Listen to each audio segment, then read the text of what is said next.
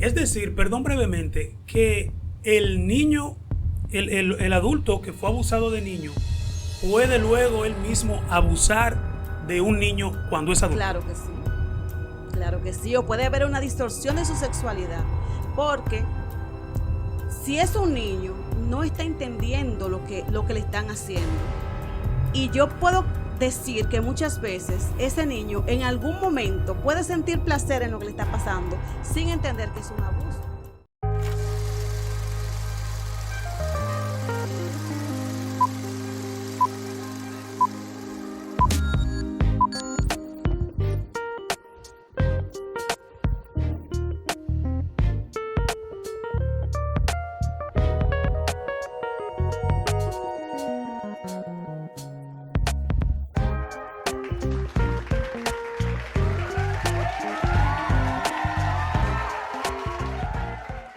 Un saludo cordial y afectuoso para toda la audiencia de Articulando por Estudio 81, el estudio de las estrellas.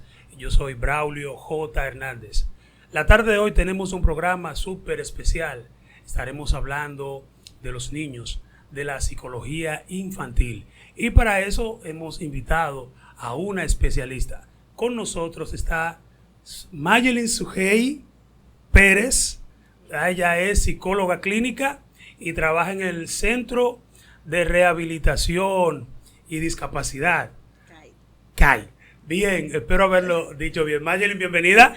Mucho gusto, Braulio, encantada. Muchísimas gracias por la invitación.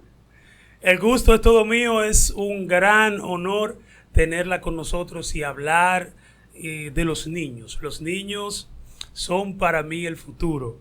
Y yo creo que en este tiempo definitivamente es de vital importancia, ya que la ciencia nos ha permitido conocer de manera más clara las cosas, la mentalidad de los niños, la psicología infantil y cómo se va desarrollando la mente del niño en los medios, en el entorno en el que vive. Y yo quiero preguntar, para iniciar esta conversación entre amigos, Mayelin, ¿a qué edad se termina de desarrollar el cerebro de un individuo desde que nace hasta qué edad? Bueno, científicamente se ha comprobado que el cerebro alcanza su madurez total entre los 25 y 30 años de edad. Entonces, ahí es que podemos decir que el niño cogió juicio. Ya no es un niño, ya es un hombre. Es un adulto, el individuo, la persona. El individuo completo, bueno, el cerebro termina de crecer propiamente en los varones a los 14 años y en las niñas a los 11. Eso no quiere decir que uno sea más inteligente que otro porque su cerebro creció primero, pero el nivel de madurez se alcanza entre los 25 y los 30 años. O sea, es cuando todas las conexiones neuronales, las sinapsis se llaman eso, se completan entre esas edades, ya cuando es un adulto, entre los 25 y 30 años. Bien, ¿sabe que los niños, los muchachos, los adolescentes, incluso los adultos también, suelen cometer errores y se equivocan? Todos nos equivocamos. Sí. Sin embargo, hay errores que pesan más que otros. Entonces, ¿de qué manera educar en este tiempo donde hay un bombardeo y una invitación a hacer cosas malas? ¿Cómo educar a nuestros niños? Bueno, a mí me encantó cuando me hicieron esta invitación, cuando usted me hizo la invitación, porque en realidad lo que está pasando actualmente en nuestra sociedad con los niños, con los adolescentes y con los adultos jóvenes es muy preocupante. A nivel psicológico, a nivel neuronal, hay una justificación de por qué los niños no pueden consentir ciertas cosas, por qué los niños tienen que tener una supervisión directa de sus padres. Y es que la madurez, como yo le estaba diciendo anteriormente, la madurez mental, la madurez del cerebro se alcanza ya cuando la persona es adulta. Entonces, un niño apenas su cerebro está creciendo. Lo que va desarrollando esas conexiones, lo que va desarrollando esas experiencias, son esas vivencias que va teniendo, esas experiencias que va adquiriendo. Y esa maleta que va creando a lo largo de la vida. Yo ayer mencionaba en el programa de radio en el que participo que yo hubiese querido tener una edad más joven con la experiencia que tengo hoy, pero claro, eso es imposible, porque nosotros vamos aprendiendo cosas, vamos tomando experiencias según vamos viviendo. Por eso es tan importante tener ese acompañamiento de los padres, de la red de apoyo, de la sociedad en general, porque en realidad los niños están siendo muy bombardeados. Incluso yo el otro día revisaba la tablet de mi hijo, lo tengo en control parental, y aún con control parental, los comerciales entre anuncio y anuncio, entre juego y juego que yo observé, eran anuncios y dibujos animados con sexualidad, con temas de sexualidad, teniendo yo un control parental. Entonces, la televisión, los medios de comunicación, la misma sociedad está bombardeando a los chicos para que se le dé paso a cosas que tal vez no son las más adecuadas. En nuestro tiempo, en nuestra formación, nosotros no crecimos con eso, y por lo menos nosotros como padres responsables entendemos que nuestros niños deben de tener la oportunidad de decidir cosas y no recibir esa influencia, ese bombardeo que están recibiendo actualmente.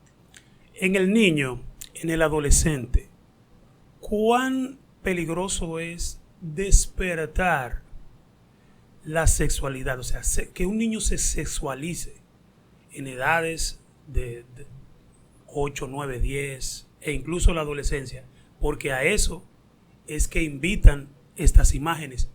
¿Cuán peligroso puede ser eso, dado al poco desarrollo de ese cerebro y de, como yo decía al principio, que los muchachos no tienen juicio, no saben lo que le conviene, literalmente, precisamente porque el cerebro no se ha desarrollado o no se ha formado aún? ¿Cuán peligroso es la sexualización de un niño en edades tempranas? Es sumamente peligroso. No solamente por el riesgo al que están siendo expuestos de los depredadores sexuales, sino también los problemas físicos, mentales y emocionales que pueden tener. O sea, niñas de 6 años, niños de 10 años que solamente hablan de cosas sexuales, es porque están siendo expuestos, y eso es un tipo de abuso. Claro. Eso es un tipo de abuso. O sea, cuando nosotros vestimos a los niños de forma que no es adecuada para su edad, cuando nosotros permitimos que estén expuestos a imágenes, a música, a situaciones que no son adecuadas para su edad, nosotros estamos cometiendo abuso con esos niños. Y puede desencadenar en que tengan una sexualidad errada cuando sean adultos, que puedan cometer ciertos actos porque ellos entienden que no tienen ningún tipo de consecuencia y pueden seguir multiplicando esas acciones que ellos recibieron cuando eran niños, porque para ellos eso está bien. Entonces es bastante peligroso sexualizarlos. El tema de la educación, el niño que está estudiando, obviamente si comienza a sexualizarse y a tener estos pensamientos, y la naturaleza, porque el ser humano por naturaleza es sexual, claro, evidentemente. Sí. Ahora bien, despertar esto de manera precoz, de manera prematura, o sea, que no es el tiempo del niño, ¿cómo afecta eso en el rendimiento académico y escolar? Bastante. Sigmund Freud, el padre de la psicología, decía que mucho del comportamiento que tenían los niños, incluso siendo bebés, estaba relacionado con la sexualidad. Por ejemplo, chuparse el dedo, tal vez acariciarse los genitales, tenía alguna influencia sexual, porque todo lo que es sexual es lo que nos provoca placer en nuestro cuerpo, ¿verdad que sí? Claro. O por lo menos cuando estamos estimulando una parte de nuestros genitales, o lo hacemos con conciencia. Yo entiendo que los niños no lo hacen con conciencia per se de adultos, de pensar que es algo que le va a generar. Es una sensibilidad que le crea el ser expuesto a esas cosas. Entonces, cuando los niños están siendo sexualizados, se ve en su rendimiento escolar. Se ve bastante. O sea, incluso cuando un niño está siendo molestado sexualmente en las escuelas, nosotros como psicólogos y trabajadores sociales nos podemos dar cuenta porque el rendimiento baja, porque ya la forma en que el niño se relaciona con sus pares no es igual. Es bastante significativo el descenso que tiene en la atención del niño, en el desempeño, en el avance, en el mismo aprendizaje. Es bastante significativo cuando el niño está siendo hipersexualizado. Cuando un niño está siendo molestado así sexualmente, llega al aula, si le están haciendo algo, me imagino que también puede intentar hacérselo a un compañerito, ¿no? Eso es correcto. Eso es correcto. Tienden a replicar eso que están viviendo. O de lo contrario, puede llegar a tener depresión, pueden llegar a retraerse, a llorar, muchas veces hasta se orinan encima, o pueden, de lo contrario, mostrarse de forma agresiva. O sea, hay muchísimas formas en que un niño puede reaccionar cuando está siendo abusado sexualmente. Nuestros profesores en las escuelas están entrenados para ver este tipo de trastorno, de problema y reportarlo a las autoridades, por lo menos al psicólogo de la escuela. Ay, ay, ay. Digo. Qué gancho. No, no, porque una realidad, yo pregunto. Mire, yo tiendo a ser muy clara. Sí. Y eso me ha generado un poquito de problemas porque yo pienso que no estamos enfocándonos tanto en lo que deberíamos enfocarnos como sociedad, como padres, como maestros. Y me refiero al hecho de que muchas veces el maestro está pendiente a otras cosas. Estamos claros que hay una sobrepoblación escolar, que hay muchos factores que pueden incidir en que un maestro se le puedan pasar ciertas cosas. Y como el padre debe de conocer a su hijo, el maestro debe conocer a su estudiante, si se dedica a eso, si le presta atención, si tiene vocación para hacerlo. Un estudiante que es bueno, que tiene buen rendimiento, que participa, que es activo, que es juguetón, el maestro lo conoce. Y si ese estudiante de un momento a otro empieza a bajar sus calificaciones, empieza a retraerse o empieza a mostrar agresividad, eso puede ser una señal de alerta para el maestro si está pendiente a eso. Sí, pero pregunto, ¿están entrenados para verlo y por lo menos reportarlo? Eso, un caso así. Yo podría pensar que están entrenados. Lo que hay que investigar es si ellos están lo suficientemente comprometidos para denunciar. Energía Nacional Dominicana de la mano con la innovación, sostenibilidad. Si están lo suficientemente comprometidos para denunciar. Las personas tienen mucho miedo a denunciar. Mucho miedo en cualquier institución pública o privada. Denunciar un abuso sexual implica, o sea, hay muchos medios ahora mismo para hacerlo de forma discreta, de forma anónima, pero la gente siente miedo porque entiende que van a recibir represalias. Y cuando nosotros identificamos un tipo de abuso sexual o de maltrato, o que ese niño está siendo inducido, hipersexualizado, o sospechamos un abuso sexual per se, y no denunciamos, nos estamos convirtiendo en cómplices. Entonces yo digo que ellos pueden tener la capacitación, porque son profesionales en el área y reciben clases de psicología y reciben muchas orientaciones. Los maestros no salen de un taller, no salen de una capacitación, pero hay que ver si ellos están comprometidos, si tienen la responsabilidad de denunciar. Señores, vamos a ir a la primera pausa en nuestro programa y cuando regresemos seguimos con más. No se vayan. En DP World abrimos puertas. A través de nuestra estrategia de sostenibilidad, nuestro mundo, nuestro futuro, trabajamos de forma responsable, priorizando el impacto de nuestras acciones en el desarrollo de nuestra gente, de la comunidad y del medio ambiente en el que operamos. En DP World seguimos abriendo puertas a la educación, al empoderamiento de la mujer y a la conservación de los océanos, aprendiendo unos de otros, construyendo a través del servicio, impactamos de forma sostenible nuestro mundo, nuestro futuro. DP World. Saludos cordiales y continuamos aquí en Articulando por Estudio 81, el estudio de las estrellas. Hoy está con nosotros Mayelin Sujei Pérez, psicóloga clínica, y estamos hablando de los niños, los infantes, de la educación, su desarrollo del cerebro, su desarrollo social. Mayelin, ¿se han hecho denuncias recientemente sobre profesores que agreden sexualmente a sus estudiantes, a sus alumnos? Y mi preocupación es la siguiente: si nuestras autoridades escolares, porque ahora mismo hubo un caso que se destapó en La Vega, si las autoridades escolares están pendientes, porque descubrir o detener un abuso es algo que, bueno, ya estamos trabajando después del problema. Pero yo me refiero a la parte proactiva, evitarlo. Porque, como dice la Biblia, nada es nuevo debajo del sol. O sea, ya han habido muchos casos. Y hay formas de identificar y reconocer.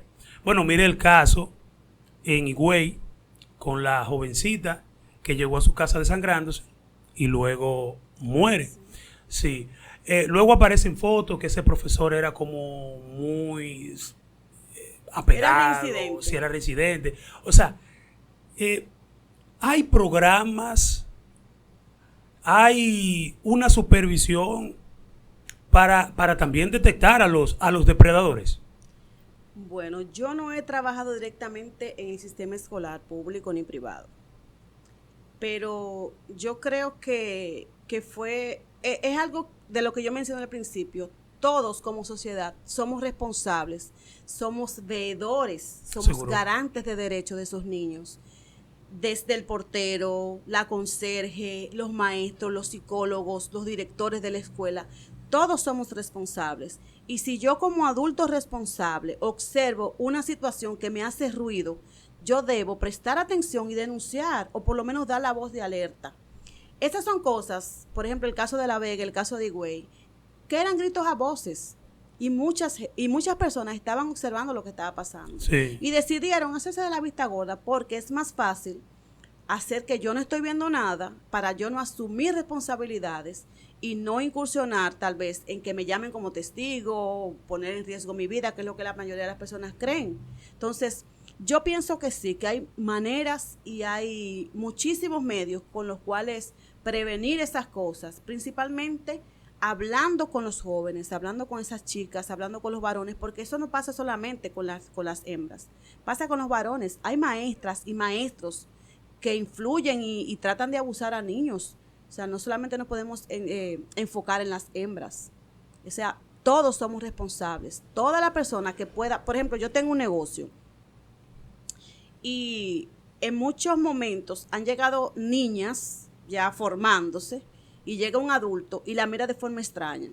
Y yo de una vez le digo, mire, le hago ver que yo le estoy observando. Seguro. Y que eso no me gusta. Seguro. Entonces, muchas veces uno escucha a personas dirigiéndose a los niños, a los adolescentes de forma inadecuada, y nos quedamos callados porque no es mi hijo, porque no es mi hija, porque eso no va a llegar a mi casa. Entonces, cuando nosotros comprendamos que mi derecho y tu derecho son iguales y que yo tengo que cuidar tanto a mi hijo como al suyo, creo que las cosas van a cambiar. Porque antes eso es lo que se hacía. Todos los vecinos, toda la comunidad, todos los profesores, los sacerdotes, los pastores estaban pendientes de los demás, pero ahora hemos llegado a un momento que estamos más enfocados en nosotros mismos, en nuestros intereses, y nos hemos olvidado de los demás. Entonces, yo creo que sí, se puede lograr, siempre y cuando nosotros hagamos lo que tenemos que hacer, que es ser garantes de derechos de esos jóvenes y de esos niños. Seguro. Fíjese que cuando nosotros tenemos niños pequeños, dígase de meses, uno lo acuesta, uno está pendiente a si llora, si se cae algo, si entra algún insecto. Uno está como en ese estado de alerta. A medida que el niño crece, tal vez hay padres que se desentienden. Pero yo creo, se relajan, pero ese mismo estado de alerta, pero diferente, claro, hay que tenerlo cuando el muchacho es un adolescente también. No importa que sea ya no se va a caer de la cama, no se va a meter un vidrio en la boca, pero sí está expuesto, es vulnerable a otros tipos de peligro. Claro que sí. ¿Verdad? Y más en el ámbito de la sexualidad, porque es muy duro, por ejemplo, y yo quiero preguntarle, porque al niño hay que cuidarlo,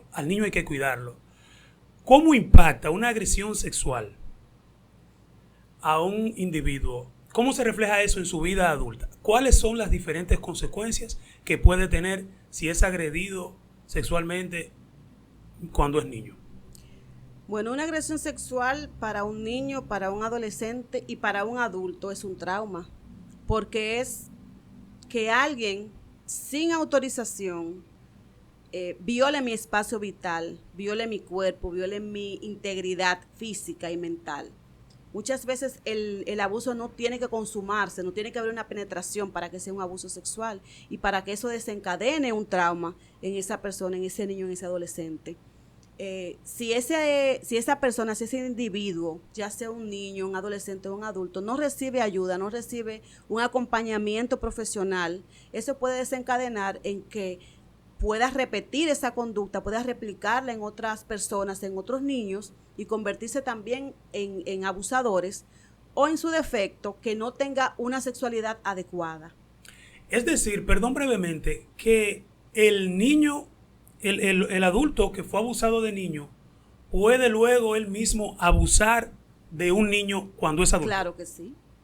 Claro que sí, o puede haber una distorsión de su sexualidad, porque si es un niño, no está entendiendo lo que le están haciendo.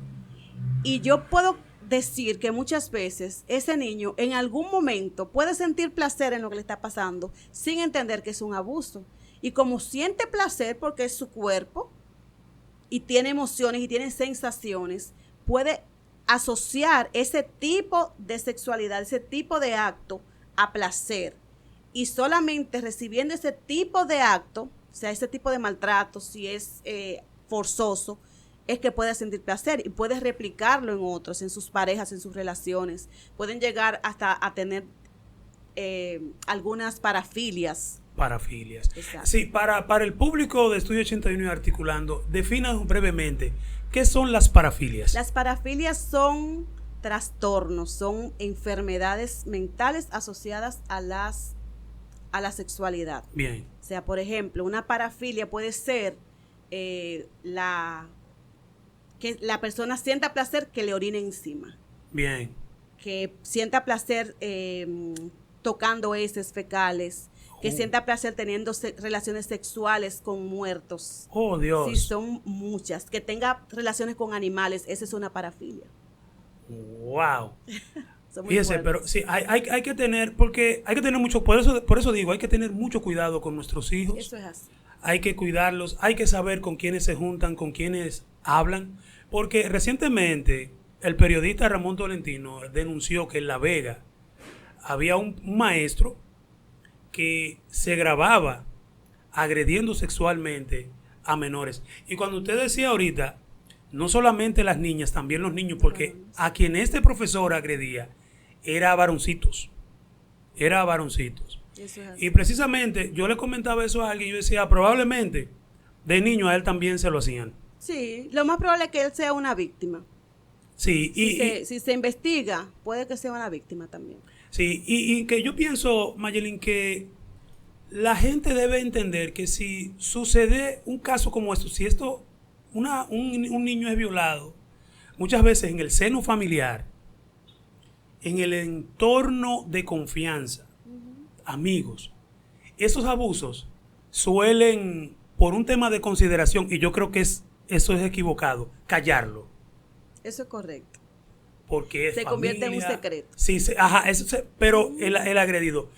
¿Qué opinión usted como profesional le merece ese tipo de práctica? Callar ese abuso porque es del entorno familiar. Eso es revictimizar a la persona. Cuando nosotros callamos, cuando nosotros no denunciamos, estamos revictimizando a esa persona. Estamos siendo cómplices de lo que le pasó.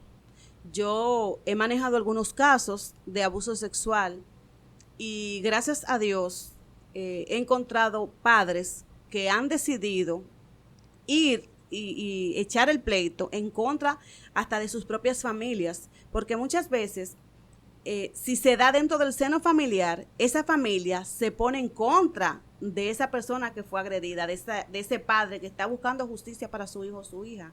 Entonces no es solamente la sociedad, la familia, hasta las instituciones, se le hace muy cuesta arriba. Y muchas veces por eso es que se dejan esos casos de lado y esas denuncias se quedan así.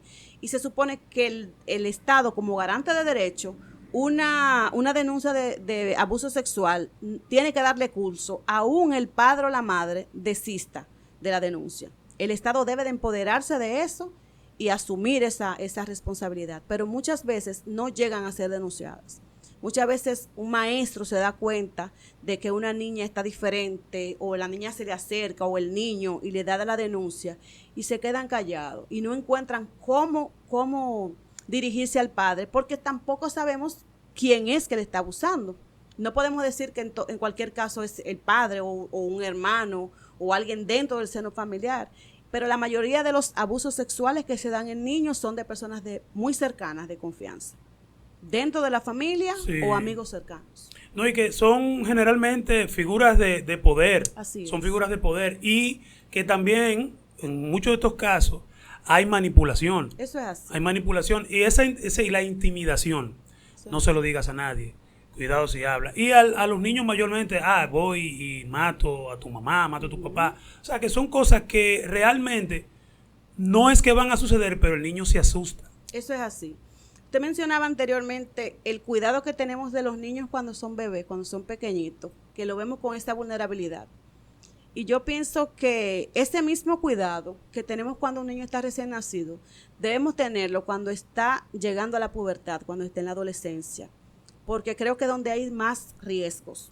O sea, la parte del cerebro que se madura más tarde es la corteza prefrontal. Bien.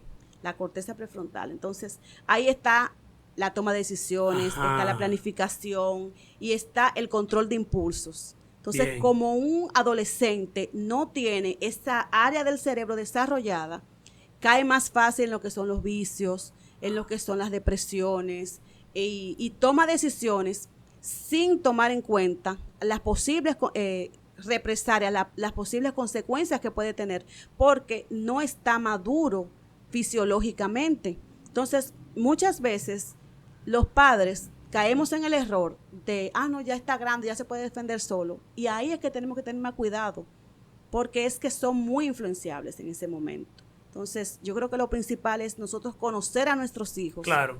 Conocerlos y tener un manejo de cuál es su estado de ánimo, de cuáles son sus relaciones, de cuáles son sus amistades, porque muchas veces se lo soltamos a la escuela y a la sociedad y nos desentendemos, lamentablemente nos desentendemos como padres.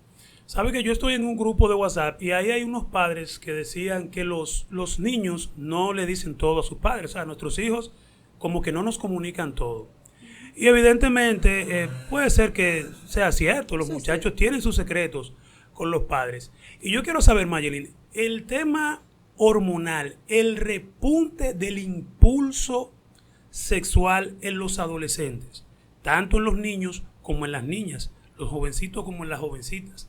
El varoncito, que pueda ser, porque como usted lo acaba de explicar, ¿por qué son fácilmente persuadibles? ¿Por qué se seducen? Porque no están todavía completamente formados. La corteza prefrontal, ¿usted dijo?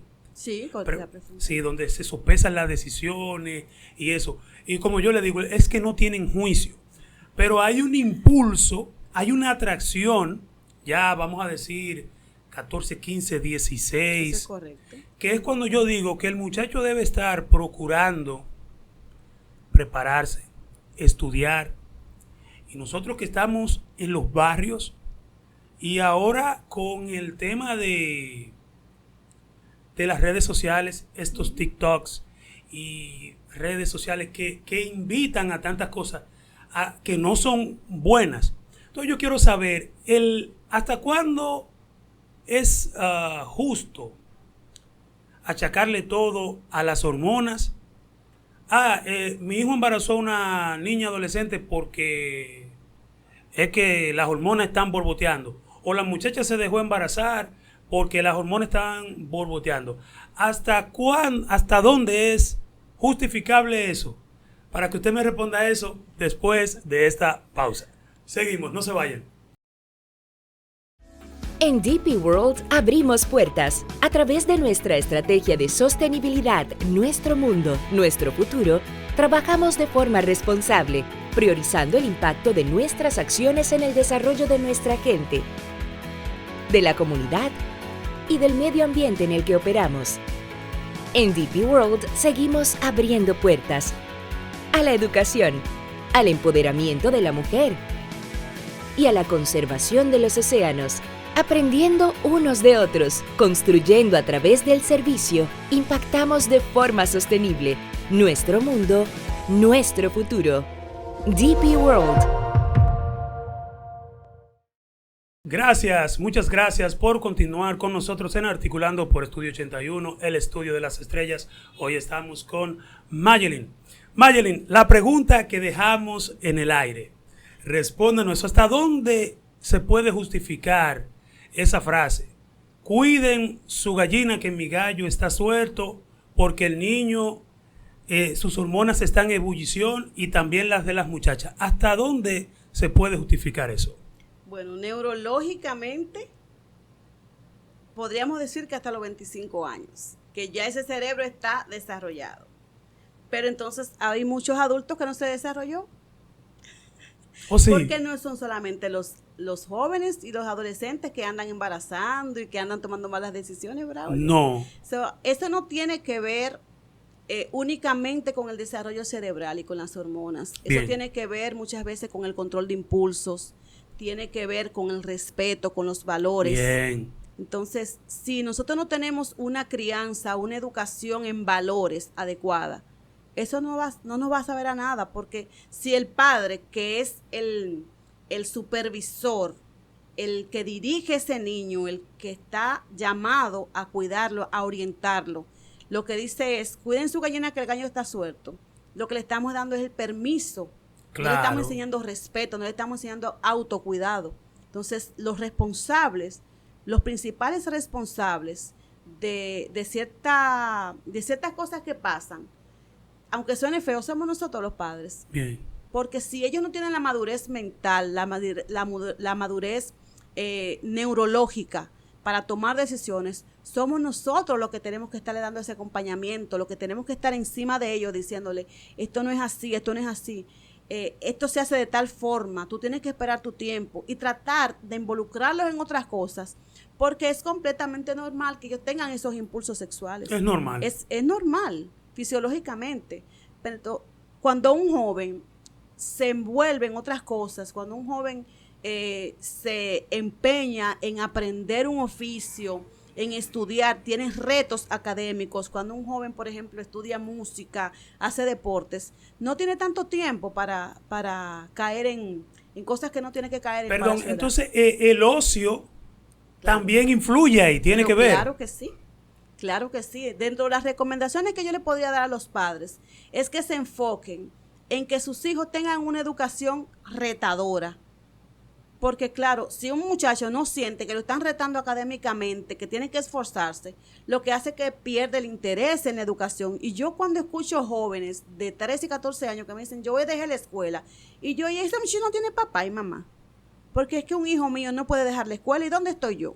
¿Verdad? Yo soy la persona responsable de que ese niño cumpla con esos requisitos. Lo único que tiene que hacer un niño ahora mismo, además de divertirse, porque eso influye mucho, o sea, las actividades físicas incluyen el juego, incluyen el ocio, un ocio adecuado, supervisado por los padres.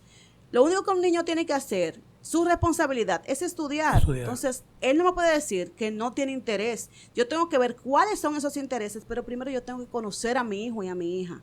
Claro. Y eso es lo que está pasando. Le estamos dejando las cosas a los maestros, le estamos dejando las cosas a las tablets, a las computadoras, a las redes sociales, y nos estamos relajando mucho con la crianza de nuestros hijos. De manera que el deporte, un estudio, vamos a decir un curso técnico, idiomas, que el niño esté ocupado. Claro, todo en un balance. Correcto. Porque todos los extremos son malos. Pero que el niño tenga tarea. Ahora tienes que ir al deporte. Ahora tienes una actividad, iglesia, un club, donde sea. Pero que el niño no tenga ese ocio, ese tiempo en las manos. Porque yo tuve una psicóloga aquí, María Rincón, y ella me hablaba de que el máximo para un niño, un adolescente, con una tabla en la mano, debería de ser de 1 hora y media a 2 como mucho por día. Yo diría no más de 45 minutos. No más de 45 minutos. Desde mi punto de vista. Sí, no, porque es que, fíjese, de hecho, TikTok ahora está programado para los menores de edad como para 60 minutos diarios. Diario, porque es que el muchacho se está desperdiciando ahí. Eso es correcto. En Asia, por ejemplo, en China, de donde es TikTok, cuando usted entra, ahí no están esos chistes y esas estupideces que usted ve en el TikTok aquí en esta región, en Occidente. En TikTok, usted abre TikTok en Asia, allá en China, allá en Oriente. Ahí lo que hay son niños realizando movidas de ajedrez, resolviendo problemas matemáticos, realizando proezas deportivas.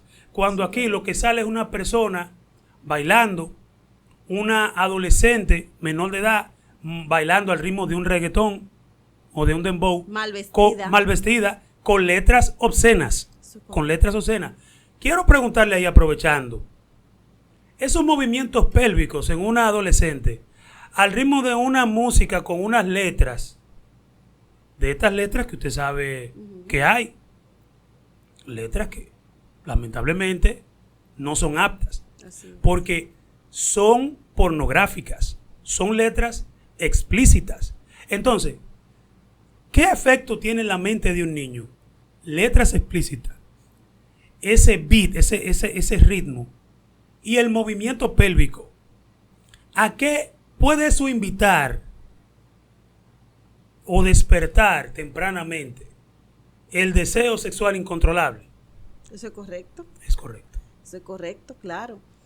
Incluso nosotros como adultos, muchas veces, aunque nos detengamos a escuchar la letra, nos encontramos muchas veces moviendo los pies al ritmo de eso. Y se nos queda la letra, porque es que lo que ellos buscan con esto es que se quede grabada y que la letra ellos no puedan olvidarla. Entonces, claro, la música es buenísima. La música es un recurso excelente para muchos de los problemas mentales que puede tener, muchas enfermedades mentales que pueden tener la persona, porque la música calma, pero es la música dirigida a eso. A eso. Esos ritmos lo que hacen que hasta el corazón se acelere, y las hormonas, y que la gente tome decisiones en base hasta lo que esté escuchando, porque tiene mensajes subliminales y puede llevarlo a tener una relación sexual adelantada. Y totalmente irresponsable. Correcto. Porque es que, un muchacho embaraza a una muchacha, y ahora, el problema es de la muchacha. Sí, no, bueno, pero para las familias ahí, y la muchacha que estaba estudiando, es un problema, se le va a dificultar más las cosas. Eso es así. Definitivamente, fíjese, es tan cierto lo que usted dice. En el gimnasio a uno le ponen una música, que esa música te motiva a tirar para adelante, a hacer más fuerza. Imagínese usted entonces con una letra. Y otra cosa que yo veo también, Mayelina, hoy en día es también que el seguimiento que se le da a los artistas, porque es que los artistas son modelos, son modelos para los que lo escuchan y para los que lo siguen en las redes. De momento, un muchacho sin juicio, como diría yo, ve a su cantante favorito exhibiendo opulencia, vehículos, joyas, pero cuando él busca más para atrás, ¿qué ha hecho ese muchacho para obtener eso? Te invita a ese modelo, a ti como niño, como adolescente, a esforzarte académicamente, a estudiar, a prepararte.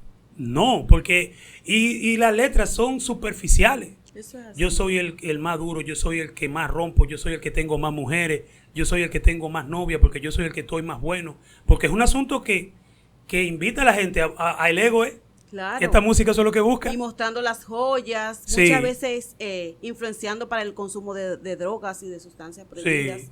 Entonces, sin quitarle mérito ni valor a esos jóvenes que están incursionando en la música, yo digo que la música es, como los medios de comunicación, un recurso muy poderoso. Y hay que ser muy delicado en lo que uno está transmitiendo. Y sobre todo lo que nosotros como padres estamos permitiendo que nuestros hijos escuchen. sea, yo soy de la que me siento y escucho una canción y me empiezo a romperla, a diseccionarla, sí. A estudiarla. ¿Y qué es lo que dice? Y dice tal cosa y tal cosa y tal cosa. Y empiezo como a estudiar el mensaje que está llevando. En pocas palabras, usted la filtra. Sí, claro. Pero el muchacho no tiene ese filtro. Pero para eso es que estamos nosotros. Ahí va. Entonces, hasta lo que nuestros hijos escuchan, nosotros debemos supervisar. Exacto. Entonces ahí es que yo voy. Ahí es que va mi pregunta ahora, Mayelin. ¿Dónde entran? Porque, ok, hablamos que la música, que los medios, que las redes. Pero, ¿dónde entran los padres en todo ese embrollo? Yo pienso que generalmente el chico es quien compra el celular. No es él, somos nosotros que se lo compramos. Porque es un aparato de más de 15,000 pesos. Claro, inclusive el internet que ellos utilizan, somos nosotros que lo pagamos. El wifi de la casa. Claro. Entonces, si yo tengo el control de lo que tú estás consumiendo, de lo que tú estás gastando, yo tengo que tener el control de lo que tú, a lo que tú te expones. Claro. Yo he visto jovencitos menores de edad, menores de 17 años, sentados en el frente de su casa con un vapor. Wow. Y los padres dentro de la casa. Wow. Entonces, eso no es responsabilidad del vecino, ni del tío, ni del sacerdote, venir de donde está a llamar la atención. Es responsabilidad del padre que está ahí. Porque muchas veces usted se acerca donde ese padre y va a recibir una mala respuesta. Oh, sí. Porque son padres irresponsables. Entonces, nosotros tenemos que primero enfocarnos en que ese muchacho y esa muchacha que está ahí son nuestra responsabilidad hasta que tenga 18 años. Y yo digo que la responsabilidad de los hijos no se acaba hasta que nosotros cerramos los ojos, hasta que nosotros morimos. Porque todavía adultos, los padres que son responsables están ahí pendientes para darnos un buen consejo. Claro. Los que aún tenemos algunos de nuestros padres vivos. Entonces, los padres tienen una responsabilidad grandísima. Pero si yo no tengo la formación como persona, como ser humano, como individuo, ¿qué yo le puedo dar a mi hijo? Entonces, no le puedo dar lo que yo no tengo. ¿Sabe que hoy en día, Mayelin, nosotros luciríamos anticuados si hablamos de principios, de valores y de moral?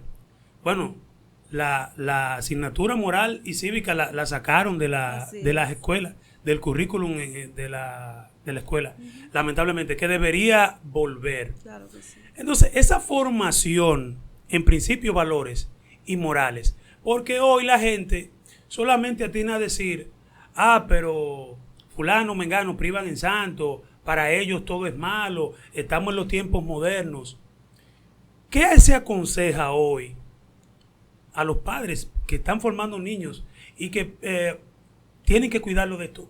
¿Cómo aproximarnos a nuestros hijos sin que ellos tal vez sientan que nosotros estamos siendo demasiado restrictivos o que les parezca, o que ellos piensen que nosotros somos anticuados y que le estamos prohibiendo escuchar algo y que yo después diga, lo voy a oír después o lo voy a escuchar, lo voy a consumir a escondida? Pero ¿cómo podemos ser convincentes y persuadir a nuestros hijos de que eso está mal? Yo pienso que el primer paso es tener ese acercamiento con respeto. Muchas veces nosotros tenemos mucho cuidado con lo que le decimos a los demás, a nuestros compañeros de trabajo, a nuestros vecinos, a nuestros amigos. Y en el momento de llevar ese mensaje a nuestra casa, somos muy, muy rudos. Entonces, nuestros hijos merecen ser tratados con ese mismo respeto y ese mismo cuidado que nosotros tenemos para decirle las cosas a los demás. Yo creo que el día que nosotros como padres nos sentemos a pensar, déjame ver cómo yo le voy a hablar a mi hijo, desde el amor, desde la confianza, porque no es verdad que nosotros somos sus amigos, nosotros no somos amigos, somos sus padres, somos sus guías, pero siempre y cuando nosotros nos dirijamos a ellos con respeto y con un tono adecuado, yo creo que hasta la fiera más salvaje mengua un poquito. Y alguna de las cosas que se le pueden decir a ese muchacho en ese momento, él la va a entender, él la va a pensar después, depende de cómo se la digamos. Otra cosa es dedicarle ese tiempo. Muchas veces nos excusamos del trabajo, de que estamos cansados, pero hay que sacar ese tiempo de calidad no necesariamente de cantidad, porque no lo tenemos, la sociedad no nos lo permite, pero ese tiempo de calidad en el cual nosotros nos podamos detener y preguntarle cómo te fue, observar cuáles cambios está teniendo ese hijo, porque yo, por ejemplo, trabajo muchas horas lejos de aquí, de Boca Chica, y a mí me dicen, tu hijo hizo tal cosa, y yo te puedo decir si mi hijo lo hizo o no, porque yo conozco a mi hijo. Aunque yo no, muchas veces yo me voy a trabajar y él está durmiendo, yo conozco a mi hijo, y yo digo, sí, él hizo eso, él da pase eso, porque yo sé que es lo que yo tengo en mi casa. Entonces, es no dejarle las cosas a los demás, no dejarle las cosas a la sociedad, aunque estamos llamados como sociedad a contribuir a hacer esa red de apoyo de la familia. Estamos descuidándonos mucho como sociedad, estamos descuidándonos mucho como padres. Entonces, es más que nada tener esa confianza, ese acercamiento desde el respeto, es establecer límites claros y responsabilidades claras. Y enseñarle que todas las cosas tienen consecuencias. Las cosas buenas tienen consecuencias buenas y las malas tienen consecuencias malas, que son los castigos.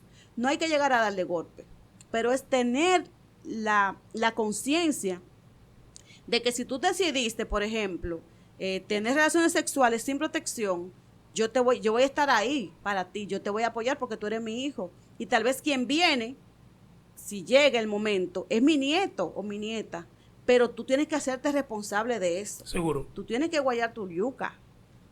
Porque si nosotros le asumimos las responsabilidades a ellos, la van a seguir repitiendo, no van a aprender la lección.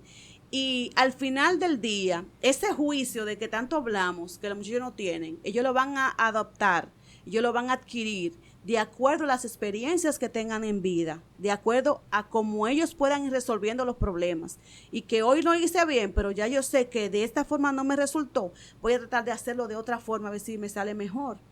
Y ojalá que todo el mundo tuviera la experiencia que tenemos nosotros ahora con esta edad, que nos digan anticuado, que esos muchachos, nuestros hijos, tengan esa experiencia. Quisiéramos nosotros, pero ellos tienen que vivir, tienen que aprender según lo que ellos vayan viviendo en el día a día. Y nosotros, claro, acompañarlos, orientarlos, darle esa palabra de que no, por ahí no te vayas. Esa es nuestra responsabilidad. Señores, hemos arribado ya al penúltimo bloque. Entonces, en la siguiente entrega, vamos a hacerle una pregunta a Mayelin y volvemos en breve. Y gracias por continuar con nosotros en Articulando por Estudio 81, el estudio de las estrellas. Hoy estamos hablando con Mayelin, estamos hablando sobre la psicología infantil, sobre los hijos, sobre los niños que son el futuro. Mayelin, en este bloque ya final, para que le defina a la audiencia de Articulando y Estudio 81, ¿cuál es la relación padres e hijos? ¿Es el padre amigo de sus hijos o una figura de autoridad? Nunca jamás amigo. Somos figuras de autoridad. Sus amigos son sus pares. Las experiencias que tienen nuestros hijos, que tienen nuestros chicos, no son las que tuvimos nosotros. El tiempo que están viviendo ellos no es el tiempo que vivimos nosotros. Claro, tenemos que ir avanzando y creciendo con ellos, porque tal vez las oportunidades que ellos tienen son mayores. A lo que ellos se exponen es más riesgoso a lo que nosotros nos expusimos. Por ejemplo, ahora mismo los chicos no pueden salir a ciertas horas como nosotros hacíamos cuando estábamos niños, porque antes esa red de apoyo de la que yo hablo siempre se encargaba de que si veía un niño fuera de su casa a cierta hora, lo devolvía para su casa. Así es. O lo tomaba del brazo y se lo llevaba a su mamá. Mira, ¿qué hace ese muchacho fuera? Ahora eso no se puede hacer. El ejemplo mayor está en esos casos que se están dando en las escuelas, cuando un profesor, cuando un director le llama la atención a un joven y después va el papá más atrás a comérselo, a querer pelear y darle golpe. Wow. Nosotros somos figuras de autoridad, nosotros somos los responsables de guiar, de orientar, de acompañar a nuestros hijos, pero no sus amigos. El amigo, cuando llega un momento difícil, da la espalda. El padre tiene que permanecer ahí con su hijo, apoyándolo. Son muy pocos los amigos que hacen eso. Entonces, nuestro llamado como padres es a que si no tuvimos tal vez esa experiencia como apoyo, como esa... porque muchas veces nosotros no podemos dar lo que no tenemos. Si ese padre, esa madre se crió sin esa figura paterna, sin esa figura materna, tal vez no sepa cómo manejar ciertas cosas. Entonces, yo soy una de las que recomiendo mucho las terapias familiares, el buscar ayuda, el buscar esa orientación, porque nosotros no podemos criar solos. Y estamos criando solos, Braulio. Estamos en una sociedad, lamentablemente, que preferimos dejar a un muchacho solo trancado en la casa y no decirle a un vecino, échamele el ojo, porque no sabemos si ese vecino va a ser el que lo va a tocar de una forma inadecuada, el que va a influir de una manera inadecuada. Entonces, el reto es muy grande. Wow, sí. En este tiempo, muy grande.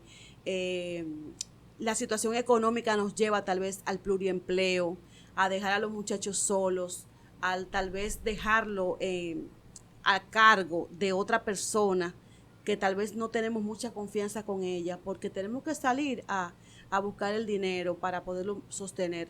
Pero ¿y de qué sirve darle cosas caras, darle teléfonos, darle tal vez una vida lujosa, o simplemente cubrir sus necesidades, que es lo que muchas veces podemos hacer con lo que estamos cobrando, y que ese muchacho no se sienta acompañado, y no sacar ese momentito de sentarnos a comer o a cenar con ellos, o de sentarnos tal vez a salir y comprar, qué sé yo, hasta un helado por ahí. Ajá. Ese tiempo hay que sacarlo. Ese tiempo de calidad, ese construir recuerdos con nuestros hijos, para que ellos puedan replicar eso en sus familias cuando ellos puedan tenerlas más adelante. Ese desafío lo tienen las madres solteras, claro, hoy día.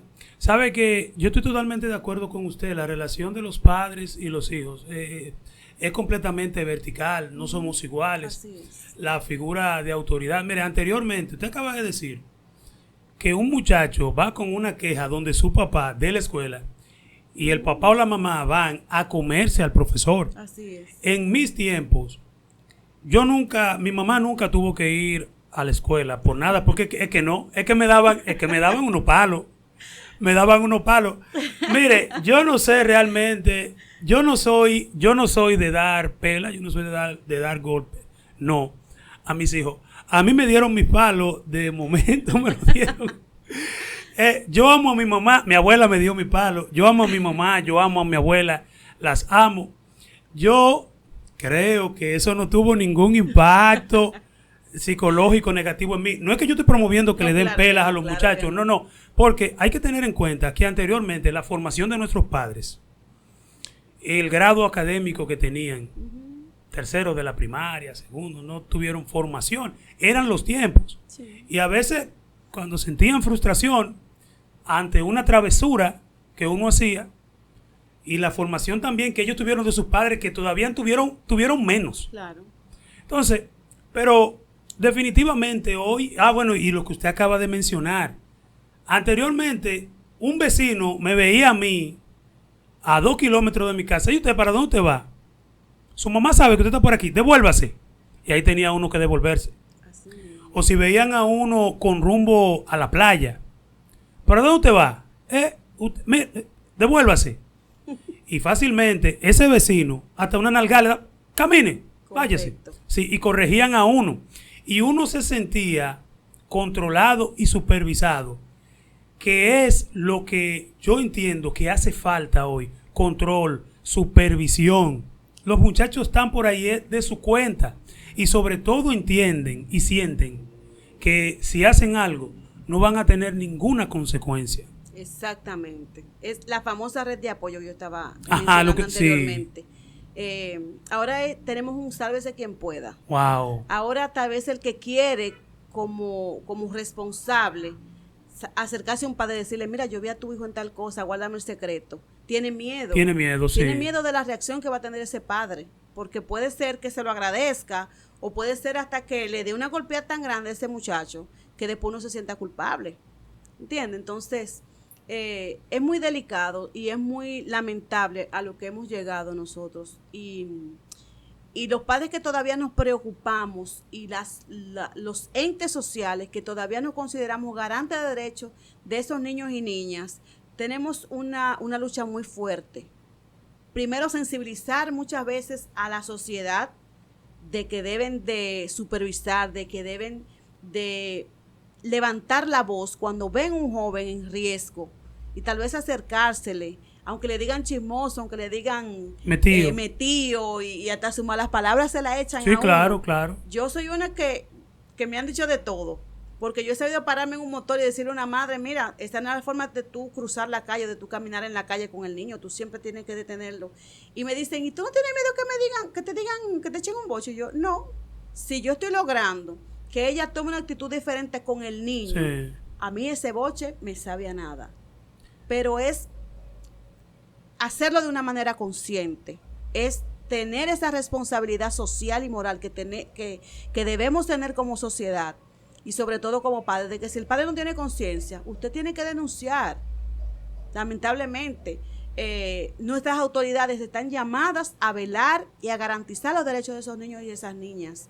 Y nosotros como ciudadanos responsables, como padres, como psicólogos, como trabajadores sociales, como policías, como barrenderos, tenemos la responsabilidad todos de garantizar ese derecho y esa protección de esos niños y esas niñas.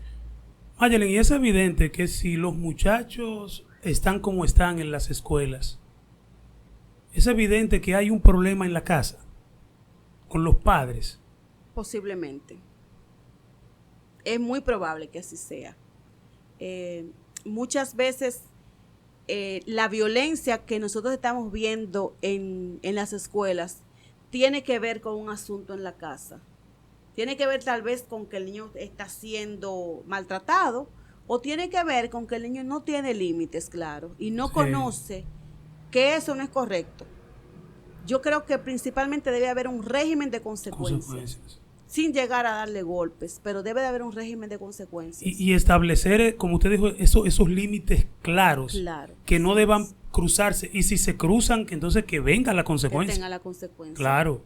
Eso es que es lo que estamos. Entonces, por eso yo decía, los niños son el futuro. Entonces, mañana, estos adultos que crecen sin ningún tipo de parámetro ni criterio de lo que es el respeto, la ética, los valores y los principios.